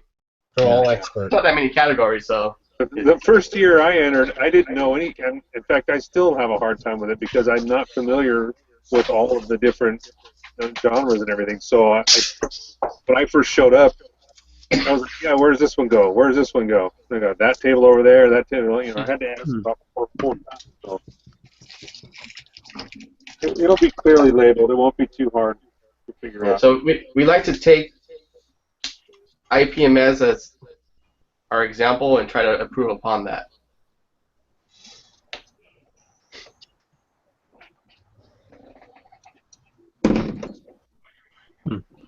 Yeah, the presentation certainly helps. Because like he was saying, just a little bit of a base, just something that it's standing on. Doesn't have to be elaborate, but every little bit helps. It's not just painting a good kit and then standing on the table. You know what I mean? Yep. I got a question. What's a good color for panel lining a black part? Sometimes I use gray. Dark black. Dark gray. Pink. I have the Tamiya accent colors. I have it in gray. Yeah, I have it right here. Look kind of weird. If you could see it. Hold on, let me switch over to you in 1 second. All right.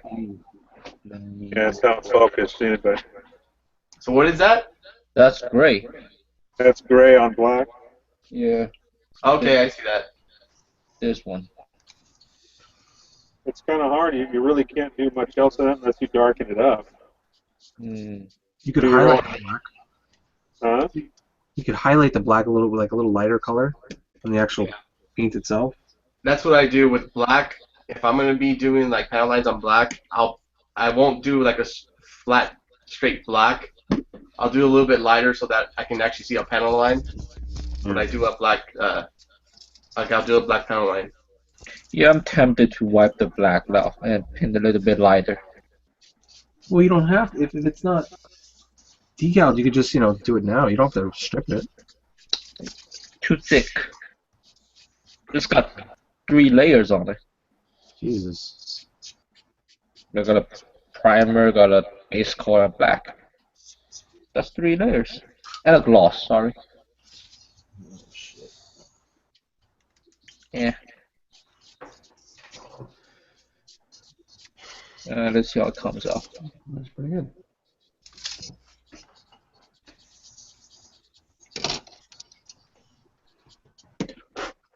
Picking on Matt and see what how that's coming along there.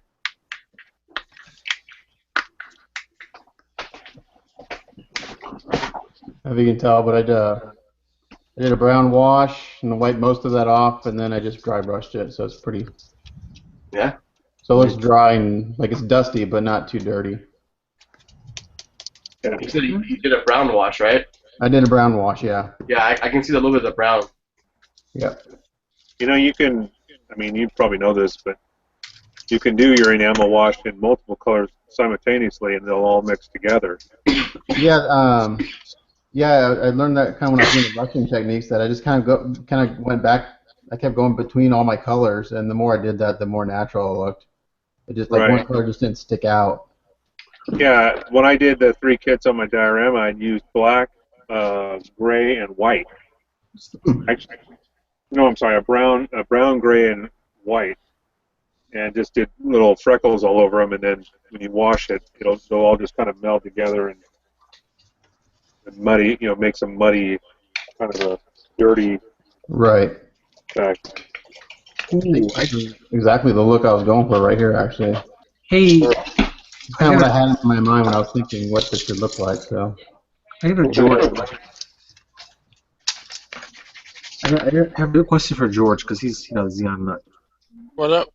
All right. I'm not presenting, but Angel. Yeah. Put my screen on. Oh, you, okay. Yeah. Got it. Okay. So. All right. Hold on, my here. Obvious at all. So this line right here on this part here where it's the back skirt of the leg, there's always that line there. Do you guys leave that there as like as a panel line? Like a lot of kits have that, or is that not supposed to be there? Matter of opinion, I suppose. You're talking about that line right down the side of the bottom fringe of the leg? Yes. The 2 parts go together, the front and the back of the armor. It depends on the kit, because if you look at some of the master grades, yeah, some of those don't have it and some do. So. Well, it's a goof. That's what I'm asking George because he's the Xeon guy. Oh yeah, he is the Xeon guy.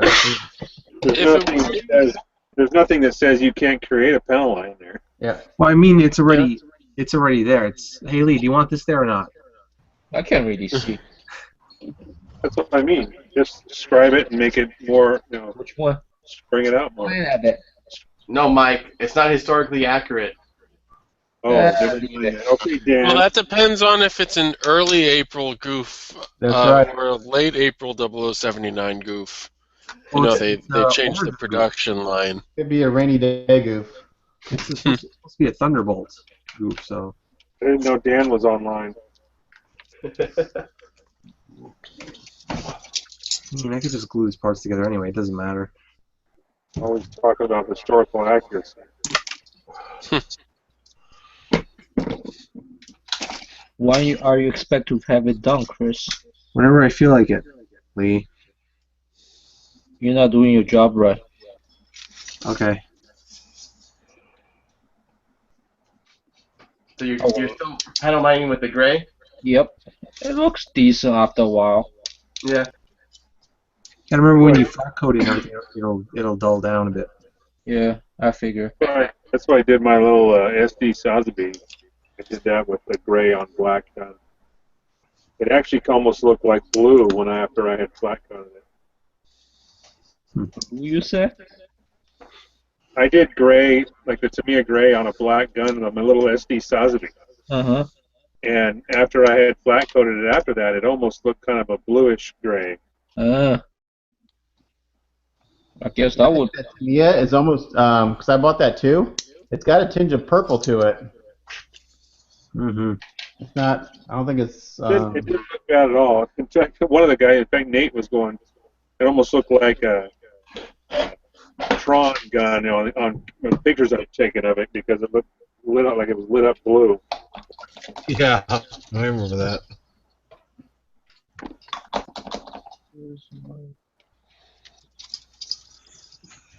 Like, it's actually gray. No, not blue, Nate.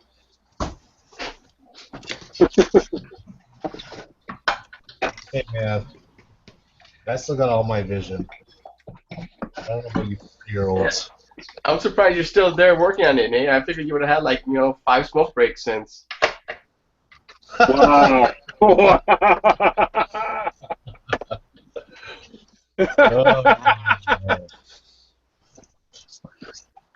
It's funny how you guys know me so well already. I know, right? I can't find my lighter. It's like, why did Nate's camera go off? Oh, he's, smoking.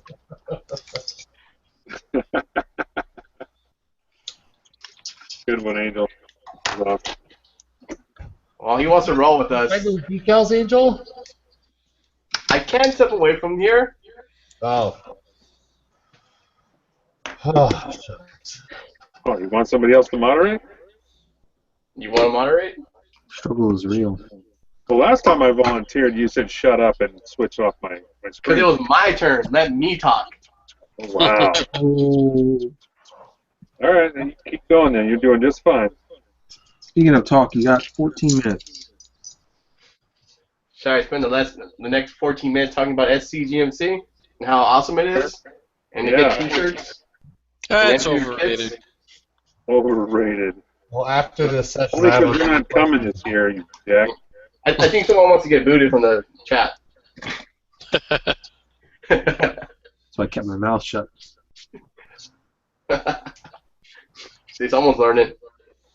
Well, Clem's not here, so I feel a little safer. Oh, he's always around. Lurking. Always watching. I've been listening this whole time, just working on it. What I tell you. Told you. Does Clem have a van? Climb watching. Yes, it's called the Rape Van. That's where I was going with that. No, it's Clem watching. Climb watching. Nate's familiar with that van. That's how he got initiated.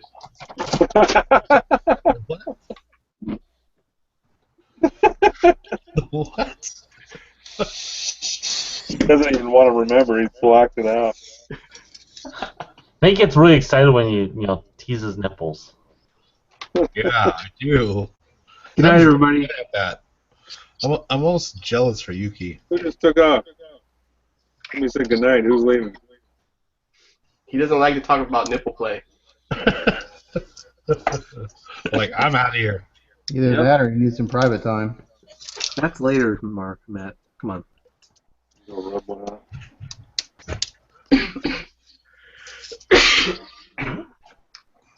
Alright, so let's see. Chris is working on the resin, right? Sure. I'm just doing touch-ups. George. Yo. Plugging away on his 20-year-old Zaku kid. Looks like you're putting some details on the feet there. Yeah. The original kit had kind of space type feet with thrusters in them. Yeah. When they did the 8th MS Team high grade, they came up with a different sole pattern for the ground type Zakus. So that's what I'm building here. These are like Wikipedia for Gundam shit. So what happened to the DeLorean, George? Didn't feel like working on it tonight. You got all depressed after you saw the new DeLorean and decided not to work on it anymore? No, it's like I don't know. You know, the Back to the Future Day came and went, and yeah, it's kind of over. I don't know. I'll get back to the DeLorean. I do want to finish it up this year, but you know, just right now, I gotta work on what I'm interested in Right. at any given time. I get it. The new DeLorean does look nice. Yeah, it does. And it looks like we got Lee still doing the panel lines. Yep. I'm doing all over the place. I got the next batch of paint ready. That's on my left.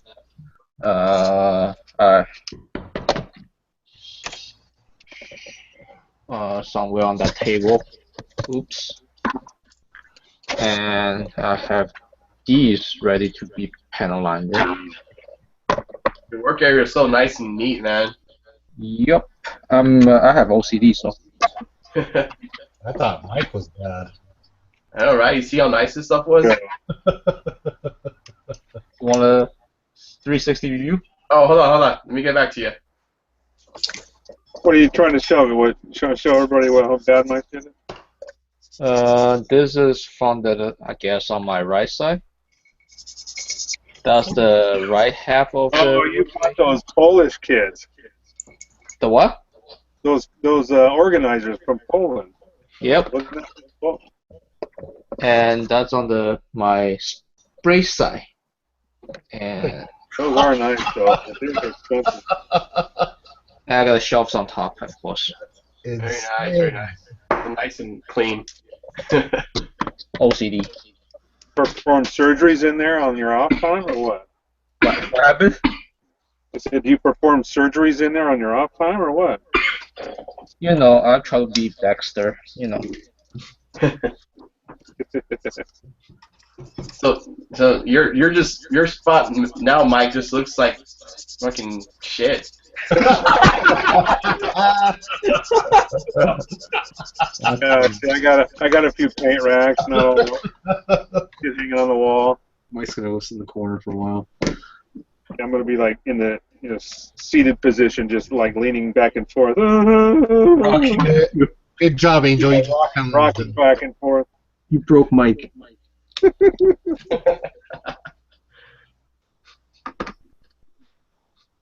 Yeah, laugh it up. Laugh it up, Buzzball. How many? Since we're talking about SCGMC, How many what? how many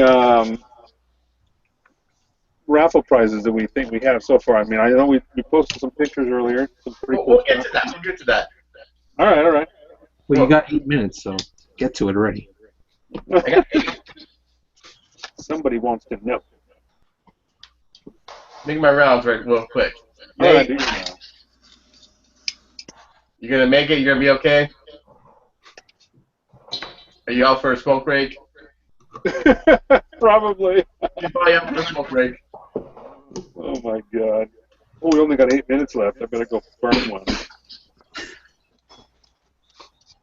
All right, Matt. So it looks Yeah. nice. Everybody needs a crutch, I guess. Yeah, he's pretty much done. I got to cut out all the clear lenses and stuff, and do a final top coat on the weapons, and he's done. So hey Matt, are you gonna be still doing other commissions for that guy, or are you gonna start working on the XS? yeah. So this guy, the same client has in line for me. The next kit will be the 1/72nd Jagdogga conversion from G System. Nice. After that, I've got a 1/72nd Sananju, and then I have a 1/72nd Sazabi, and a 1/72nd Gyaradoga. And the last kit, which will be the last kit I'm gonna do for him, is a 148 High New. So that XS in 2020. So it's funny. He sent me a message tonight. He's like, hey, and he's like, don't worry about getting my kits done. This client's really cool. He's like, basically, he's like, if it takes you 7 years to get it done, I'm cool. But My goal is to have it done by May 2017 for Wonderfest. Nice. That's my goal. So a year and a half. I think I can do it.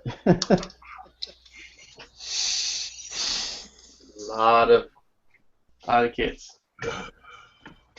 The kit has a lot of issues that I know of already, so I'm kind of prepared for those trouble areas. Nate, you back? Yeah, why? I came in and checked on you a few minutes ago and you're gone. Oh, Where'd you go? Take a piss or something. Oh, sure. All right, so decalling continues. Hopefully we'll see it the 14th. What? So hopefully we'll see it on the 14th all done. Yeah, this will be done for sure. The diorama, I don't know. You gotta make a theme. It's a special theme. All right, well, this is what we're talking about. Southern California Gundam Model Competition. We do it. This is our 5th year doing it. I'll be here in Southern California, but we have people come from pretty much all across the country. Not saying a lot of people do, but we do get some from the East Coast. So we have our contest. We have demos, airbrush demos. So if you don't, if you've never used an airbrush, you can come out here and use one. T-shirts. We have our T-shirts that we sell. And this year we're going to have one that's not available online or anywhere else pretty much. And we did a very limited run of it. It's a red Char Zaku t-shirt. And our regular blue shirts with a Gundam on the front and green shirts with a Zaku on it. George will come and get one of the Char ones. Oh, wait. What was that? Yeah, Zahu should be green. I said George will come and get one of the red Char shirts, but Friday's not coming. So. Well, we do have the green Zaku. That's right. We have the raffles. That's what I'm going there for. We have a couple of perfect grades. What? Use one of them. Got at least 2. And then we have tons of master grades, high grades, exclusives from Hong Kong, resin kits. So our raffle is pretty big and got some nice stuff in it. And the special theme is the city diorama. So what our goal is to have everyone bring in a piece of a city diorama, put it all together, try to make one big city scene. So, Mike, you have anything else to say? No, that's pretty much it. I mean, yeah, we got a ton of stuff. I know there's some of the we posted some pictures of a few of the raffle prizes that we're going to be in. There's more stuff that's going to be there that we couldn't show in the pictures.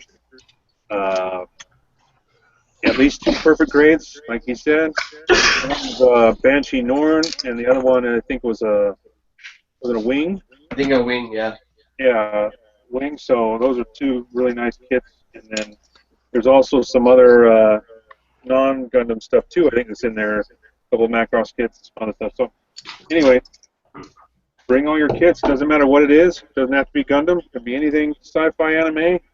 Sci-fi anime, yep. Anything. There's a category for all that stuff, so you can enter anything you want to bring. Anime figures. That's right. Thank you, Mom. General mecha, general sci-fi. You know, and of course, you know, the Gundams, the cities, city dioramas. So hopefully we see a lot of you out there. And talk to us if you feel free to talk to us if you just want some critique or some advice or anything. You know, that's what we're there for. How much is entry? Entry is $8. Includes 1 model entry. Nice. And if you have more than 1 model to enter, it's $1 per model after that. Now, somebody had a question too that we could answer here. Is there a general admission fee if they don't enter a kit? Still $8. Still $8. Okay. So if you're coming, you might as well bring a kit. So So pretty what much is it? you're paying $8 to come and get like insane amount of information and see really awesome stuff. Yes. Yeah, plus all the We do live airbrush demo. Dan's doing a demo on hand painting and weathering. I'm doing a demo on diorama building. I think Clem's handling the airbrush one, so am I missing one? I think that's it. If you show up, I'm watching. I'm coming. Yeah, so I mean, if you're just gonna come to, I would at least bring a kit. That way you get some experience, some contests. So if no one else has anything to say, anybody want to say something? Plug website or anything? I'm taking donations to help buy supplies for my XS. What do you want? A couple cans of primer? Anything, man. Thanks for Good. tuning in, guys. And next time our broadcast will be the week after SCGMC, so we'll have probably lots to discuss. And hopefully Tim will bring his kid out here. I know his daughter finished. So if we don't see you at SCGMC in a week and a half from now, we'll see you in 2 weeks for our broadcast. Good night, all.